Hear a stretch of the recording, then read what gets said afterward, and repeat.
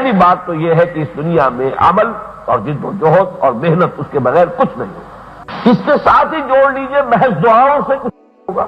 میں دعا کی نفی نہیں کر رہا، حضور کی احادیث مبارکہ ہے الدعاء مخ العبادہ، الدعاء هو العبادہ، دعا تو عبادت کا جوہر ہے، بلکہ کہنا چاہیے کہ دعا ہی اصل عبادت ہے۔ لیکن دعا کب قبول ہوتی ہے؟ دعا کا وقت کون سا ہے؟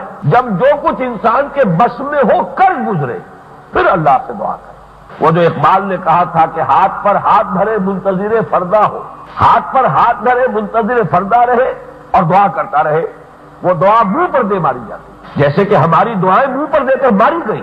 سن 71 کا تصور کیجئے، کتنی دعائیں مانگی گئی قنوت نازلہ مسجد میں فجر کے بعد، لیکن معلوم ہوا کہ وہ دعائیں ہمارے منہ پر دے ماری گئی۔ تم اپنے لچھن دیکھو، اپنے کرتوت دیکھو، جیسے کہ قرآن مجید میں اہل کتاب سے خطاب کر کے فرمایا گیا لستم علی شیء حتی تقیموا التوراۃ والانجیل وما انزل الیکم من ربکم، کوئی حیثیت ہی نہیں، کوئی مقام ہی نہیں، ہم سے مخاطب ہونے کا تمہارا منہ نہیں جب تک کہ تم قائم نہیں کرتے تورات کو اور انجیل کو۔